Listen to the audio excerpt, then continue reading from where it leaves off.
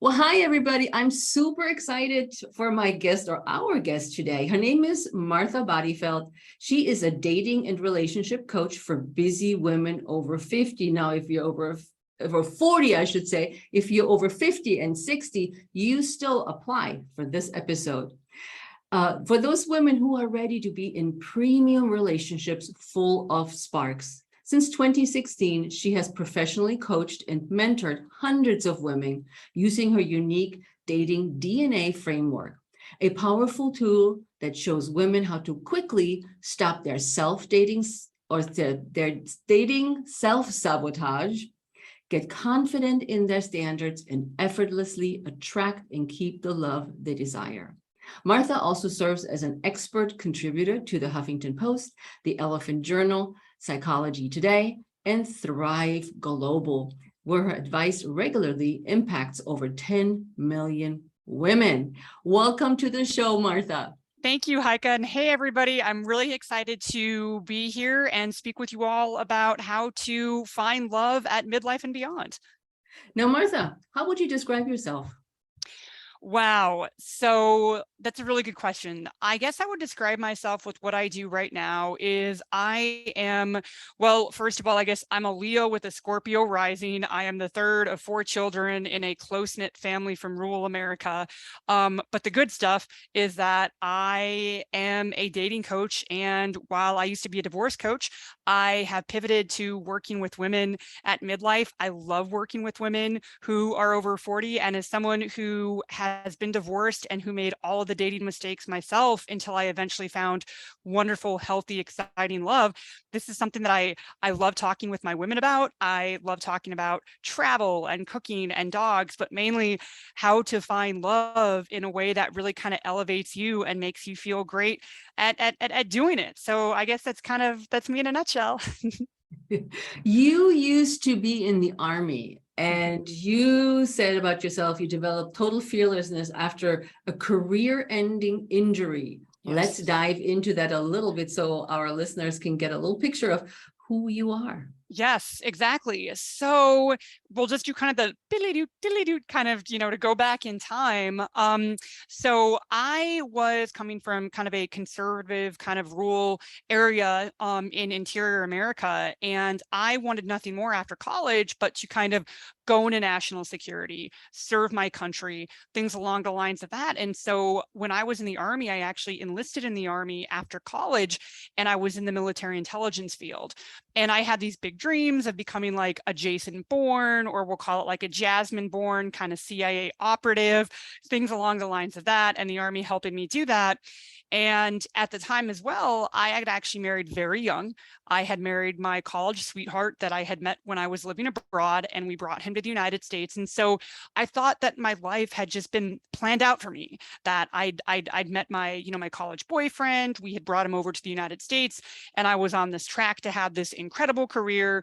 And that was my life. And that's what was going to happen. And it was going to be wonderful. And then kind of like the record going, so that didn't happen because I actually had a pretty nasty spinal injury when I was 24. And long story short, that cut my Army career very short, because the Army can't have people acting like Jason Bourne when they have a spinal injury. Mm-hmm. And so that kind of whole idea that I had planned for years through high school, through college, that this was going to be my life, within literally a 15-minute appointment with the neurosurgeon where they're saying your career is over, you can never do this type of work again, all of that vanished. And so I remember at a very young age, I was only 23, 24, trying to figure out what the rest of my life looked like.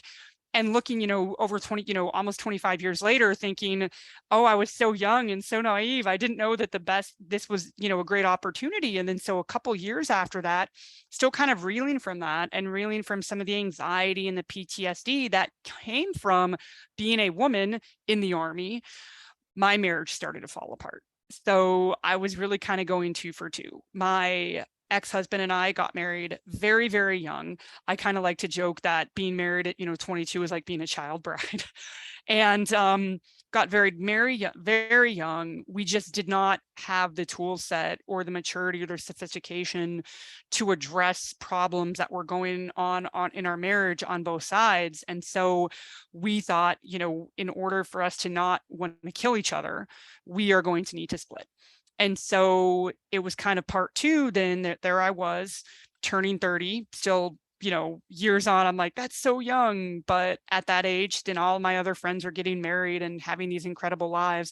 And here I am bawling my eyes out, have having, maybe 2 bottles of wine. It's 2 a.m.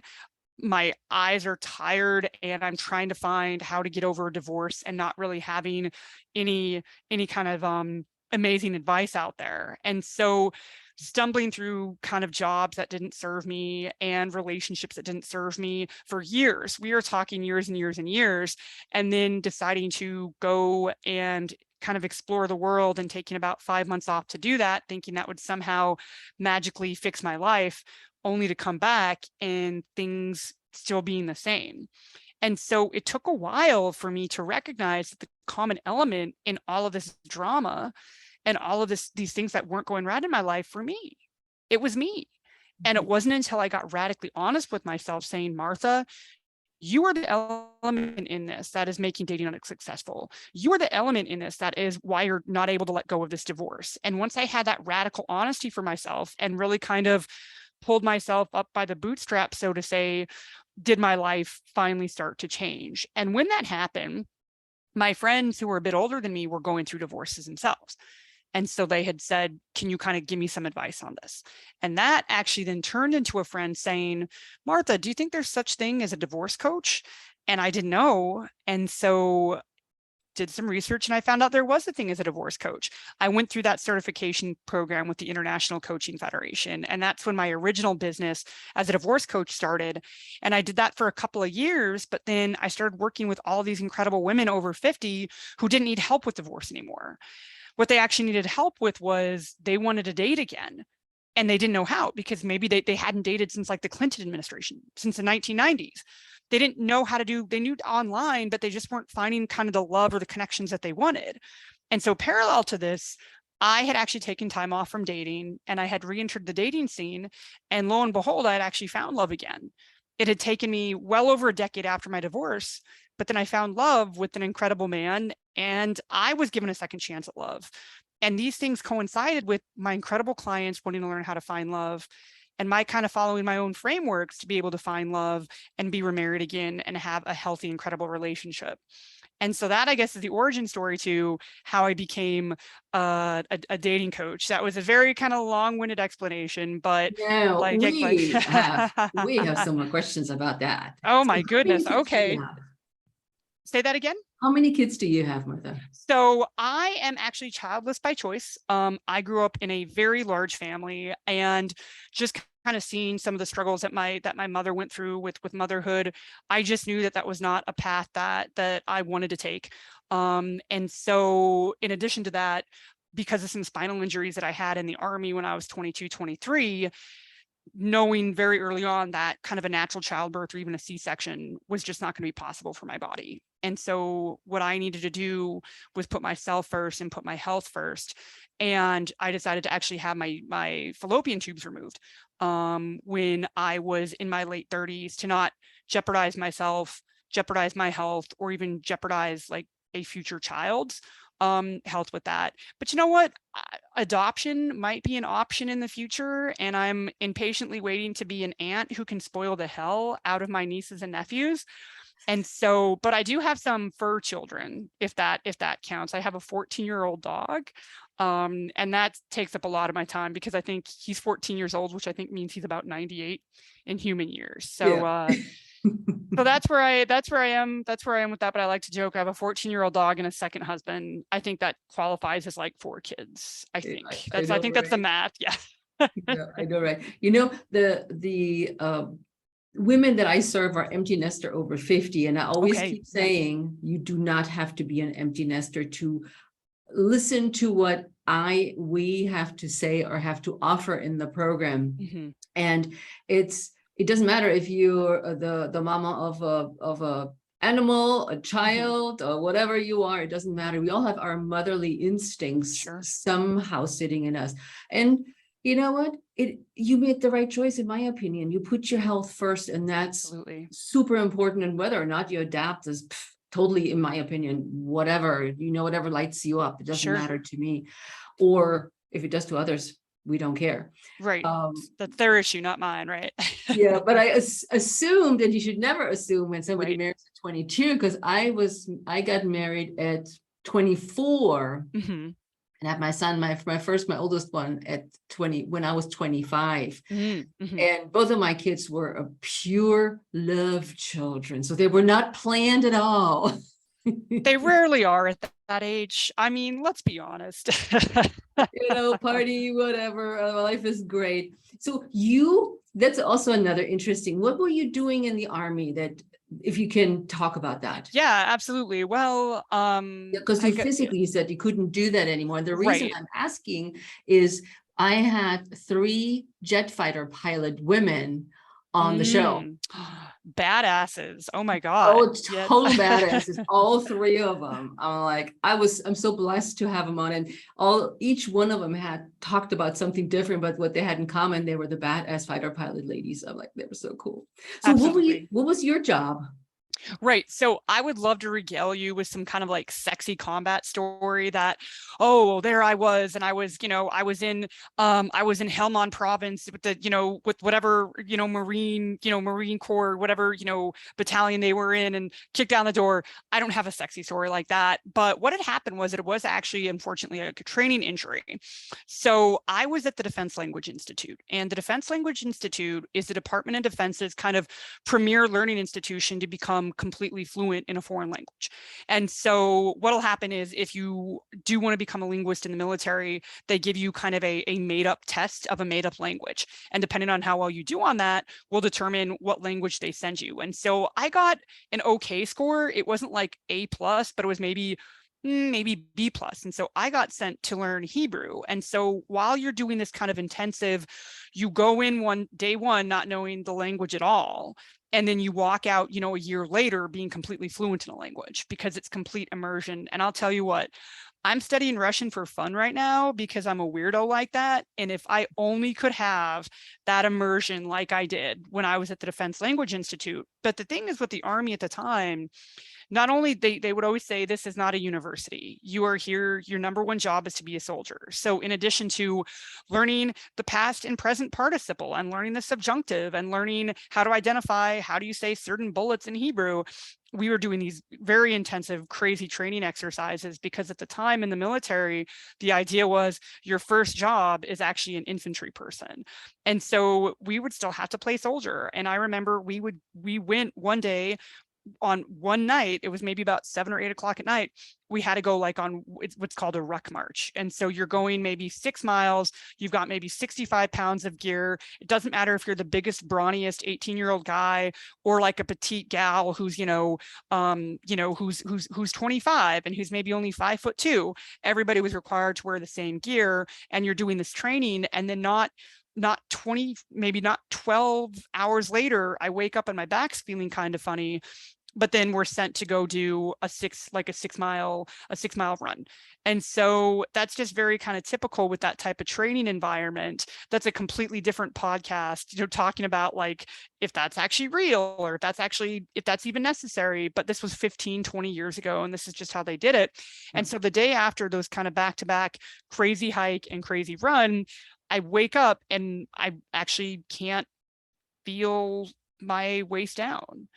And it goes, and the feeling came back maybe like 20 minutes later, but then I kept having, think about maybe sciatic pain, but on steroids, and then just everything being completely numb. Things didn't feel right. I think I remember there was one time that I actually pooped my pants, and I didn't know it because I couldn't feel it. So I go to a neurosurgeon, and they literally shit their pants. They're like, you have these 2 discs that are they're like 99% taking over your spinal canal. If you don't have emergency surgery on this, you will become paralyzed. You will lose control of your bowels and bladder. And I hadn't even told my husband at the time that I had accidentally pooped my pants. And I'm like, oh my God, that's why. Mhm. So carted off, physical therapy wasn't an option. Epidurals weren't an option at that time. And so I had this kind of emergency surgery with a neurosurgeon. And after this, and I was at the time, I was only like 23, 24.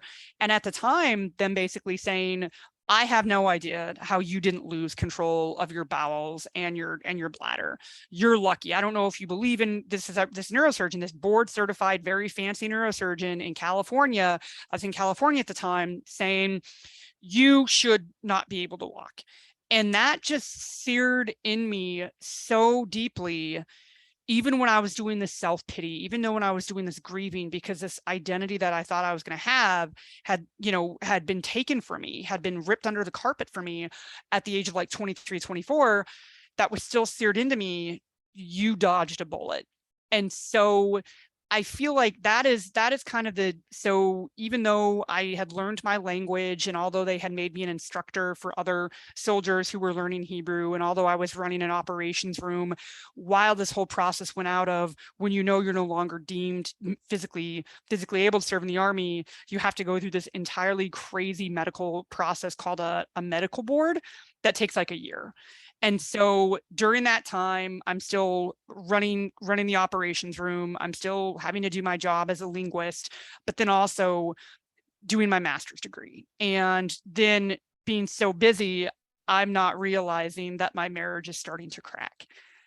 And then so being in a survival mode, even after I get out of the Army, and then moving to Washington, D.C., and trying to adjust to civilian life again, when your senses and your adrenaline are so amped up, because everything I'd known for 4 years was just Army, Army, Army, and not having that sophistication at the time to know I was suffering from PTSD, from some of the surgical stuff, from kind of the complete harassment that at serving as a female soldier, and not really being able to articulate that with my husband at the time, who was dealing with some of his own PTSD from growing up in a country that he grew up. I don't want to speak for him. I don't want to tell his story, but then that kind of, all of that is to say, then this was a very long-winded, but what brought me from being, an Army soldier and going through that kind of trauma to then dealing with the divorce was kind of this, for the longest time, I felt very sorry for myself. There was a lot of self-pity.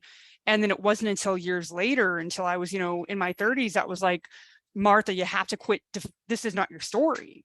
If you continue to tell yourself this story and it continue to define you, you will be miserable for the rest of your life.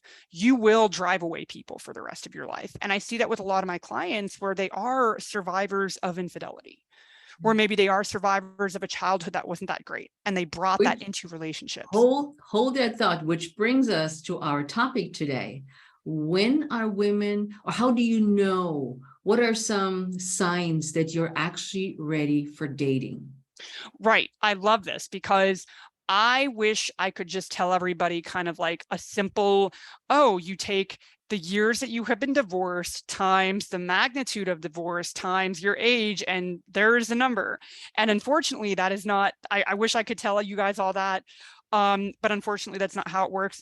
Now, as a dating coach for the past couple of years, what I see is, how do you know the signs that you're ready for dating? So here's the number one I know. And my clients never like this. Your audience may never like this, but here's what I know to be true. If you can say to yourself, you know what? My life is incredible. And if I am single for the rest of my life and I never find the next great love, I'm still going to be okay, because I have great friends, I have a great support system, I have a rich, wonderful life of travel and work that makes me fulfilled, and hobbies and things like that. Yeah, it would be nice, but I don't necessarily need it. Okay. Being so ingrained in that is actually when you know you're ready to date. Because if you are going into a date looking to be fulfilled, if you're 100% dependent, or even very dependent on others' kind of validation, external validation for self-worth, you will be looking for the wrong things in a partner. Because what'll happen is, there are folks out there who know that you're looking for self-worth, who know that you are struggling with low self-esteem, and they are going to be able to manipulate that and take advantage of you for that. And it is not until you feel grounded in yourself, until you feel confident, and until you truly know, I have a lot to bring on the table. This is what I am. I'm willing to learn how to date. I'm willing to be out of my comfort zone. I'm willing to get uncomfortable, as well as I am willing to maybe make some behavioral changes that no longer serve me. Once you have that willingness and the openness to make some of those changes, and knowing that you have a great life even without a partner, that counterintuitively is when you are ready to date. Yeah, because I think, and you tapped on this, that's why I wanted to use this segue right into here, is we're feeling, first off, we may feel betrayed depending on what happened. You know, if you've been cheated on, did your partner walk out on you, or whatever happened along those lines, you know, you may have that feeling. You may have a feeling of, like you said, okay, 2 bottles of wine later, I'm still feeling sorry for myself.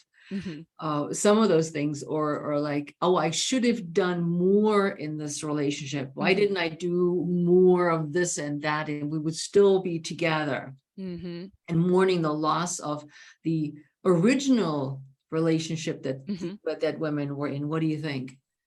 Absolutely. I mean, and here's what I see, Heike, with some of my clients who they are ready to date again. These are these incredible women in their 50s who they're boss babes. They're making money. They've got good relationships with their adult children and things along the lines of that.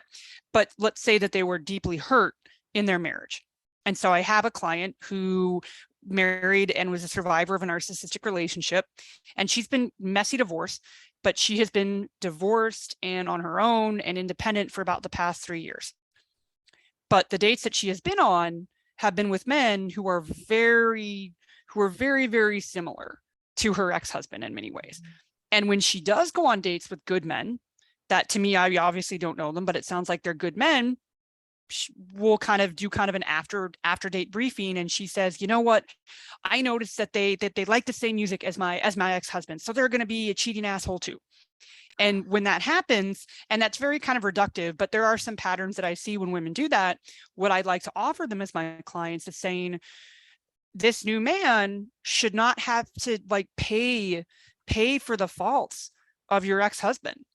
And when you have not properly healed, and you have not recognized your dating blind spots and your love blind spots, you will continue to do a couple of things. You will continue to find people like that who are actually going to repeat the patterns that weren't healthy in your relationship, and or you are going to continue to punish and kind of, I guess, project or deflect onto other people who you are almost going to make pay the sins of your ex. And that's not fair. And unless you do that healing, that might be kind of a sentence that you're giving yourself that's completely unnecessary.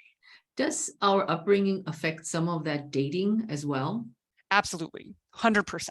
And something that I see with my clients is regardless of where they are, or regardless of their background or what brought them to, whether it was being a widow, whether it was the end of a long-term relationship or a divorce, there's something that I actually call the dutiful daughter syndrome, that most of us women were raised in a time, and I think it's getting better with Gen Z and things along the lines of that, but anybody I think who is 40 and better was raised in a time where women were conditioned to be people pleasers, and women were always seen as, you have to be the good girl.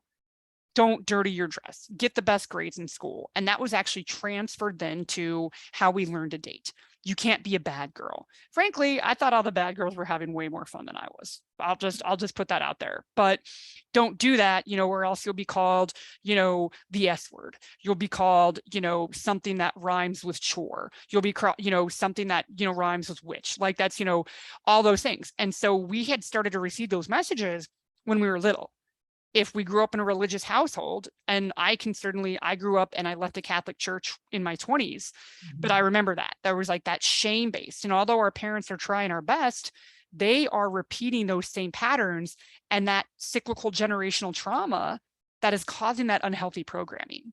And so if we are raised in a household that is religious, or if we are raised in a household where there is that shame, don't be a bad girl, don't bring dishonor into the family, things along the lines of that, don't embarrass me.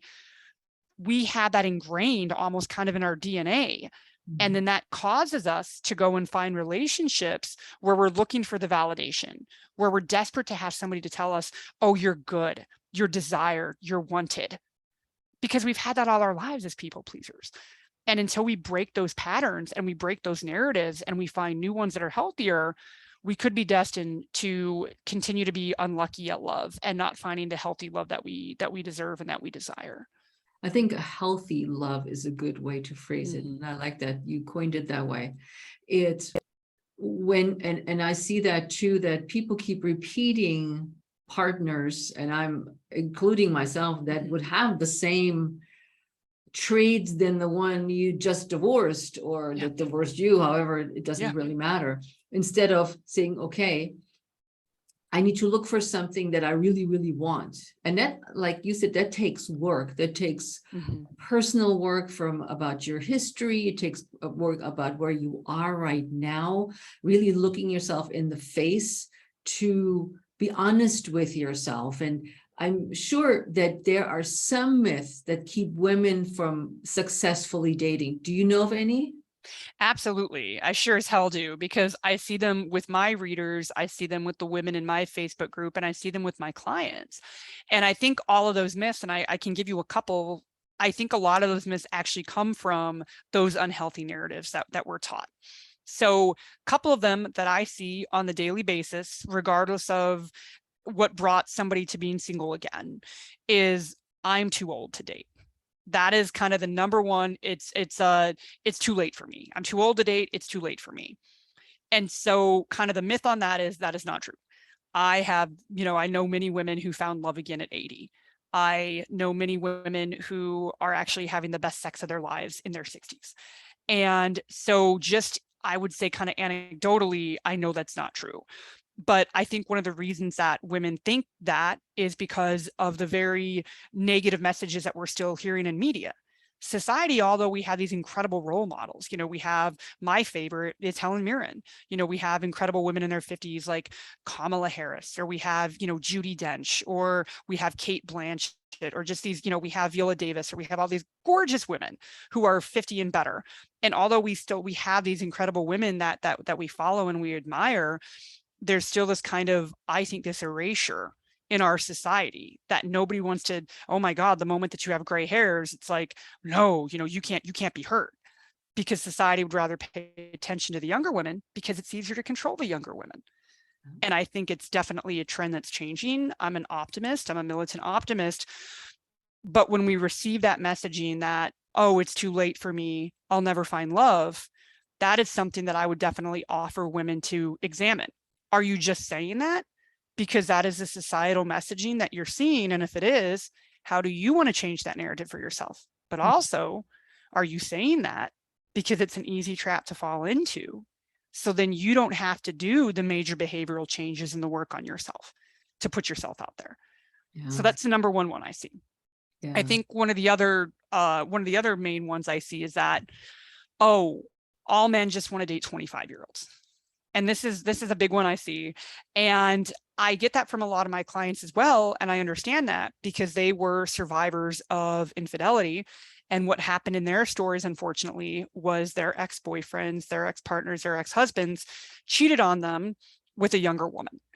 And so when you are with somebody for so long, and that is all you've known about love, and then you see that happening, it's completely understandable why you would think that. But let me offer this. Actually, before I was a dating coach for women, little known fact about me, I actually was a coach for men over 50. And these were men these were just awesome men. They were retired military, they were doctors, they were tech workers, they had great relationships with their kids, with their adult children. They were grandfathers. They were, a lot of them were widowers. A lot of them had been through a divorce, but they were on good terms with their ex-wives and whatnot. And what they would always tell me, and I coached dozens and dozens of these men, what they would always say to me is, I want to date a woman over 50 because I want somebody that I can go to California with in my RV. I want to date a woman over 50 because she is independent and she knows what she wants. I want to be with a woman over 50 because frankly, if I was with somebody younger, that woman would remind me too much of my daughter or my granddaughter. And that's just kind of weird. So when we think, yes, admittedly, there are men who are kind of creepy, or they want to kind of somehow prolong their age. You got like an Elon Musk, or you got like a Jerry Seinfeld, or people who date, younger women. But that is honestly, that is not the case all the time. And so again, when women say that, and when they start falling into that trap, I would offer them, are you saying that because you are molded by this very painful thing that happened to you? And what other mindsets that you can have to disprove that? But then also it goes back to, are you just saying that so you don't have to do the work on yourself to put yourself out there? That's what I hear a lot too. Mm-hmm. I mean, in my life, I actually turned it around. I was the cougar who dated the younger guys. Yeah, girl. My husband's younger than me. Like, hell yeah, I'm always dating younger. Absolutely. My now husband is also 3 years younger. I'm like, I'm not going down there. But that is definitely true. And we don't appreciate what we actually have as women, what we bring to the table. The thing that I believe that many women don't give themselves credit for is how fit they are, how strong they are. And if you're listening and you're like, well, I'm not really fit, I mean, I only walk, you qualify too, because fitness, being fit, exercising, eating healthy shines you more like a diamond, because you'll be healthy from the inside out. You feel confident in your own skin, and you can go out in the dating world not worrying about somebody younger, because you got the guts, you got the looks. Yes, you may be a little bit more shriveled. Totally normally, you may be gray. I'm like, I'm all for gray because I'm going gray big time too. And it's something that we don't give ourselves credit for, like many other things women don't give themselves credit for. But I always say, keep exercising, keep your mind fresh, do things that stimulate your brain and your thinking, your articulation, your travels, that you are becoming an interesting partner for somebody else. What do you think? Absolutely. Hell yeah. And right now I'm in my 40s, and I'm actually in better shape and better health than I ever was, even when I was in the Army. And I work with so many women, and I've, been on some podcasts and whatnot. And I'm obsessed with a lot of these kind of the midlife things, because there are women in their 50s and 60s that are in better shape than a lot of 20-year-olds I see. And so it is definitely, you don't have to be an Olympic athlete to feel good. It's just movement. What is it that is bringing you joy? Is it going on a short hike? Is it doing Pilates? Is it working out yourself? Is it lifting weights? It doesn't matter. As long as you're doing something, you're going to feel great. And so I 100%, I see that with older women, and I absolutely love that. But it does come down to a mindset. And I was actually talking to a client the other day that she says, well, I don't have a social life and I want to get out and meet people. And I hear this all the time from women as a dating coach, that I don't want to online date, but I don't go out a lot. Yeah. So we can, it was a meld here, that I don't want to online date, but I really want a social life, but I don't have one. What do I do? And to me, it's just so obvious that it's like, well, you need to get the hell out of your house, because the love of your life is not going to wait for you while you're watching Netflix. The only time somebody has knocked on the door for somebody who's waiting at home is a horror movie or like a porno. And if your life is neither one of those, you need to get out. And so what I love to tell people is that if you are kind of looking to be social again, don't just go online and try to find somebody who's in their 50s. You're only bound for disappointment. Exactly what you said, Heike, that do things that are interesting to you. So what I love to share with women at midlife and beyond is that if you're like, well, I feel overwhelmed, I don't know where to start. I'm just going to work and I'm coming home and I'm going to the grocery store and I'm seeing my grandkids. What do I do? And here's a couple of kind of guiding points I love to share, is that think of things that you love to do that you're not doing. If you love to go ice skating in the winter, go hire a tutor to do that, or if you love to go bowling, go bowling. Why are you postponing that joy? And something I also like to offer is, if there is something that you loved doing when you were younger that you had to put on the shelf because your parents said that they didn't have money to give you karate lessons anymore. That actually might have been my thing. Or I have a client who loved taking jazz piano when she was little, and her parents said, you can't take it anymore because you have to take care of your siblings. What are things that you loved doing even when you were younger, before you were married, or when you were in high school, that, and we all have that. If we listen to our guts, or if we hear it in our hearts, it's going to whisper, but you have to listen to it and start pursuing that again. If you loved writing poetry, angsty poetry when you were 14, there is an online writing class, or there is a writing class in your neighborhood at your community college where you can pursue that again. So to get out and about and be social, you have to start with doing things that give you joy and sticking with that. Martha, what I sometimes hear is, oh, if I go to this, let's say the writing class, Mhm. I hear there's just only women, there's Mhm. no men to meet. But what I have to say to this is that woman that you meet may have a friend that's Ding, ding, ding, ding, single, ding, ding, ding, ding, ding. right? Mhm. So Mhm. don't exclude when it's just women or a women hiking group. Everybody knows somebody, a neighbor or whatever. And Mhm. there may be love right there, Martha, right? Right, absolutely. And that's the thing. In the dating world, we call that your loose connections. And your loose connections are the ones who are going to introduce you to the next love of your life, or the next great people that you date. Because here's the thing. If you want to date and you don't want to do online, that is completely okay. And honestly, as a dating coach, I'm actually against online dating. I don't think we need it, but that's, that's a whole other topic. But if you say that, if you have told your family members or your close friends or your coworkers, hey, I'm single and ready to mingle, they may not know anybody. They may not know anybody for you, or they may not want to introduce you, because then if the date doesn't go well, that might strain the relationship between you and that person. However, if you go to that yoga class and you become friends, really good friends with someone, they have a cousin, they have a brother who's recently divorced. Or what I actually this happened to me a while ago. When I was still dating, I was at a Pilates class and I made friends with a really great guy who's gay, but that guy had a friend that he worked with in the Secret Service who was not gay. And we had actually hit it off there and went on a couple of dates with this very nice guy. And so it is those loose connections, but you're not going to find that hiding behind your smartphone or hiding behind your computer. You're not going to find that sitting and watching Bridgerton. Now, don't get me wrong, I love Bridgerton, but none of those guys, Reggie, any of those hot guys, I can't remember their names, they're not going to leap out of the computer to come get you. But you will find those connections. And you know what? Even if you go out, don't ever think of this as, because I had a client go out to a Civil War talk and she said, well, I didn't find any eligible men. They were all in their 80s or they were all married. And I said, well, hold on. Do you even like the Civil War? She's like, no, it's boring. But I thought that's where all the good men were.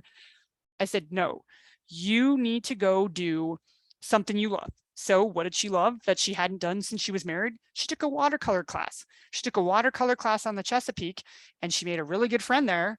And that really good friend had a younger brother who was about her age. Now, they went on a couple dates, didn't work out, but what that did was that gave my client the confidence to go out there and explore and make those connections.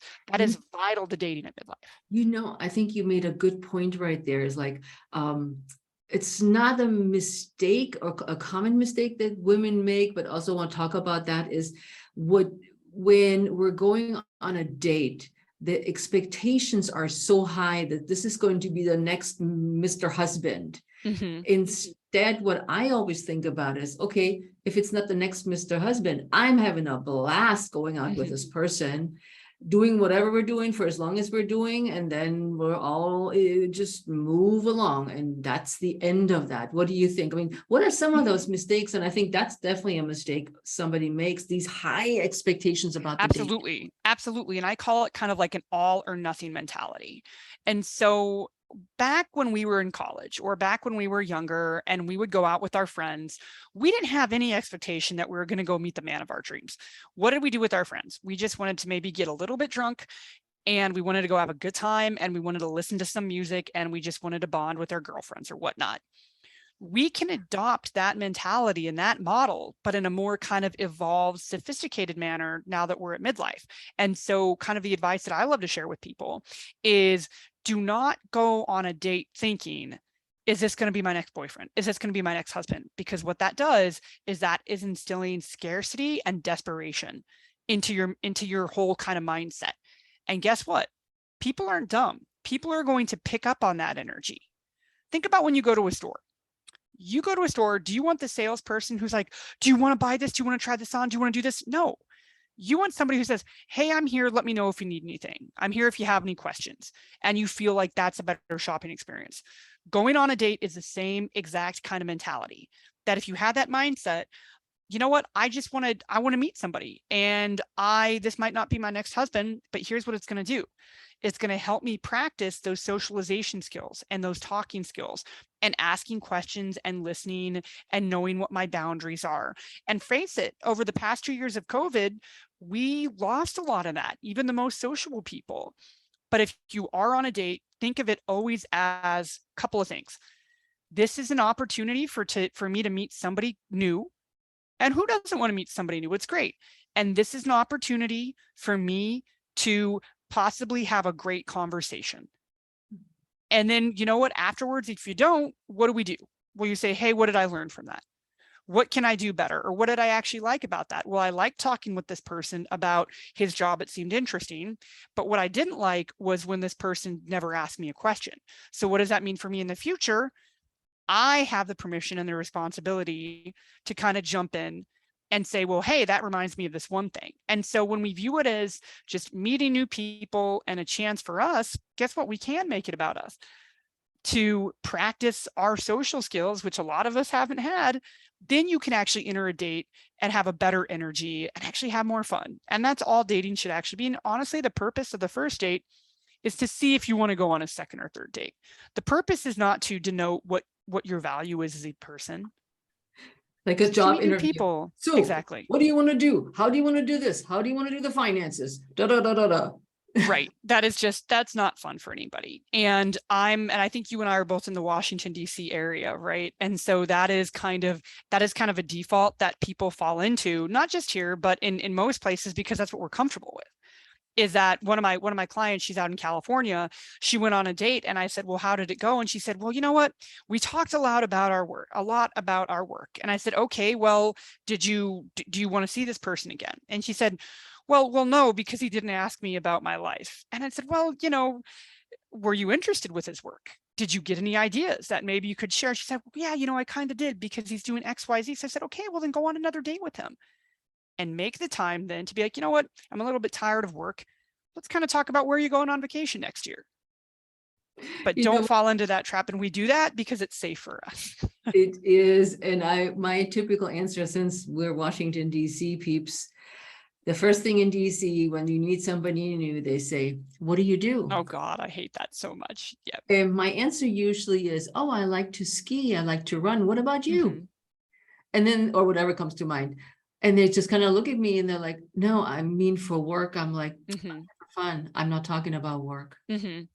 And I was like, no, we're nipping this in the bud right now, because we're not here making connections to the hill or God knows right.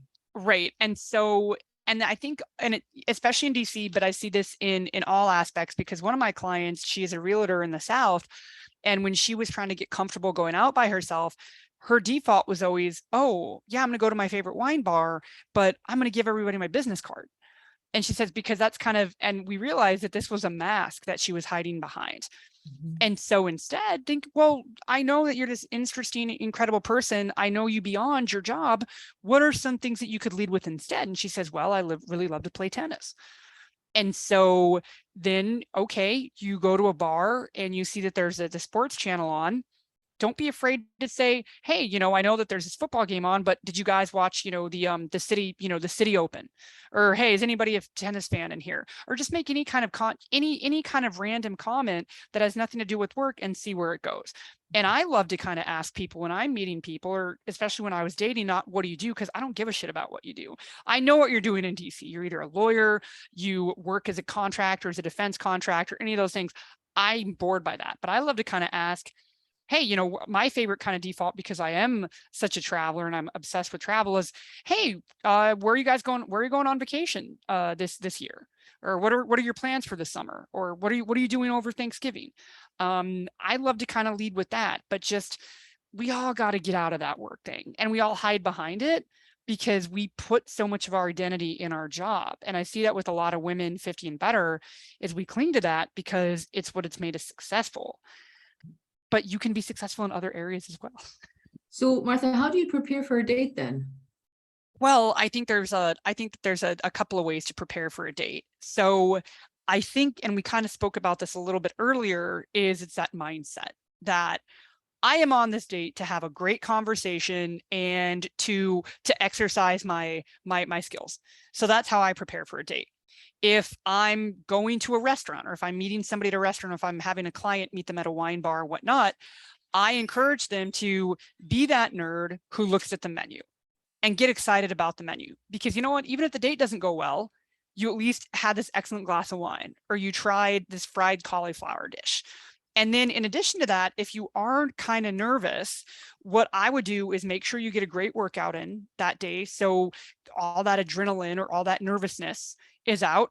And then this might be a little bit tongue in cheek, but I also say masturbate before you go, because then any of that kind of like nervousness, or if you're kind of feeling a certain way and you haven't been intimate with somebody and you're worried that, oh, maybe I'm going to go home with this person because it's been a while, and you might, do something that maybe you're not ready to, all of those nerves, all of those things, calm your nerves, masturbate before you go. So Make those so are much more those are relaxed. yes, exactly. And then tell a friend, tell an adult daughter or whatnot, tell somebody where you're going. Okay. Yep. That's always was very important when I was dating. And I wasn't sure about the date, and my daughter would say, okay, half an hour into it, I text you. Mhm. And I'm like, and then you can say, oh, I gotta go, I have an emergency, or you can text back, oh, cool. Text me in a half an hour again, just to be sure. Mhm. And this is where we're going. That's a good idea, because you never can be too safe. And what I would always do is I would do, like, in 45 minutes into the date, I'd excuse myself and go to the restroom. And then I would give my friend or my girlfriends an update. Yeah. Hey, it's going well. Let me text you in 45 minutes. Yep. And so anything that is going to make you feel secure, and that is the best thing. Anything that's going to make you feel secure, empowered, relaxed, and just going in with that great mentality. So that's definitely how I prepare for a date, and how I love to kind of advise my clients into preparing for a date. So you teach the Lionheart method. Yes. You want to share a little bit about the Lionheart method? Just Great. a couple of touch Yeah, points? just a couple of things. And honestly, the Lionheart method that I used to teach as a divorce recovery coach, that has actually been transitioned and kind of like a version 2.0 to the dating DNA framework. And so there is a lot of overlap, but with the dating DNA framework, what we discuss are a couple of things. That if you want to find love again and you're curious to do that, there's kind of three components of the dating DNA framework that I love to kind of share with folks. The first one is you have to know and recognize and get very clear on your dating blind spots.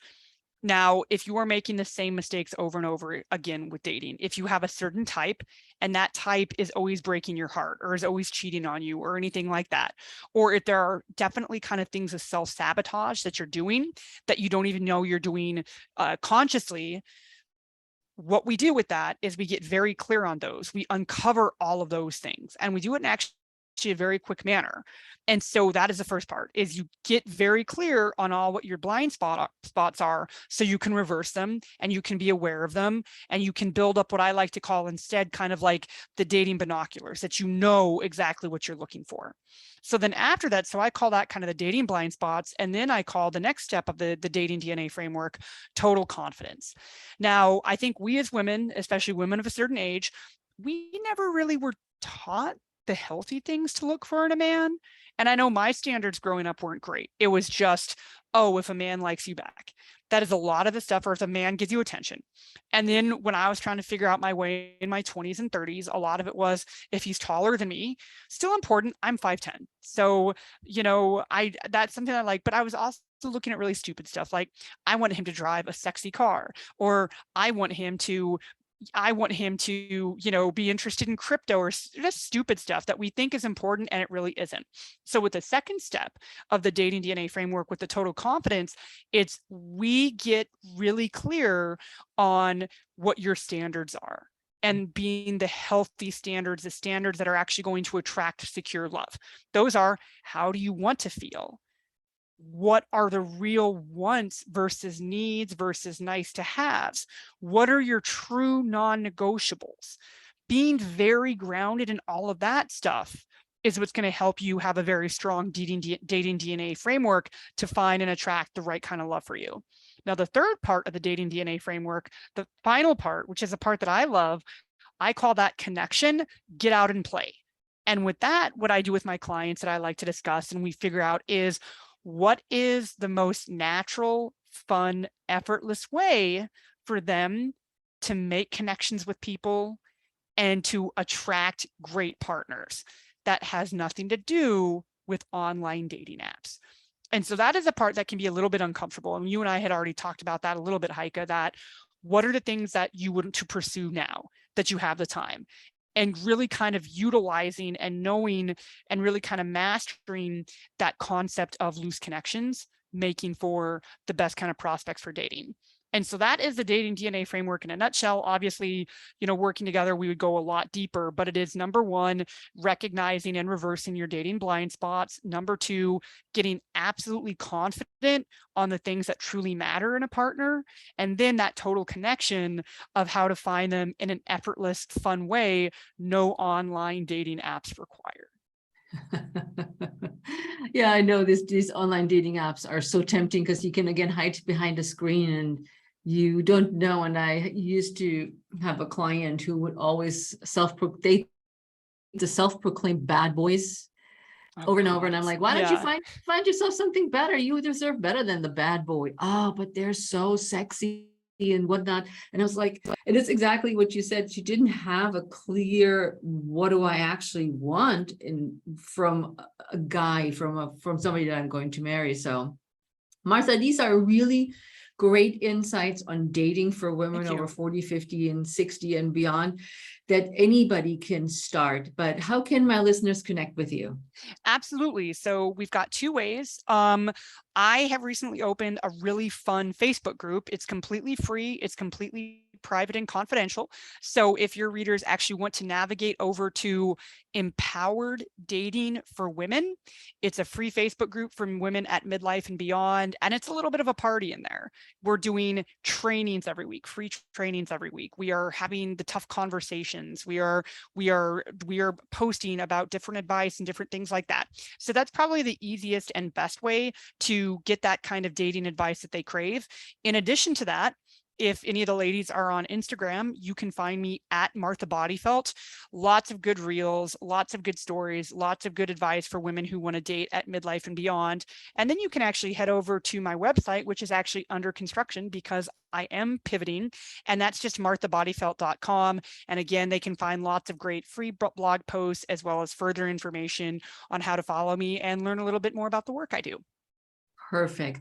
And we put all the links as always in the show notes. So do not worry, you will not be left stranded because you didn't write it down right this instant.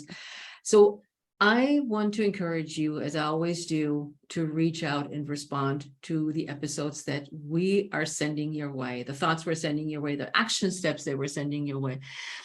And we want you to take action. Reach out to us on social. You got Martha's handle. Mine, as always, it's Heike Yates or Heike Yates Pursue Your Spark on Facebook, and Heike Yates on Instagram. And now also I'm over on TikTok if you're hanging out over there.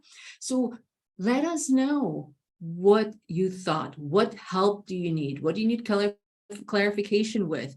So we can reach out directly there from our handles to you and respond. And Martha is tagged in all the posts and she's tagging me. So the more the merrier, the bigger the party.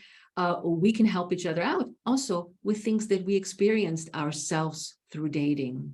because women love to share. And we have some stories to tell, right, Martha? Absolutely. Come on over. We'd love to dish. So thanks so much for being here, everybody. Thank you, Martha. And with that, have a most awesome day. And we're out of here. And I'll see you next time on the Pursue Your Spark podcast. Ciao.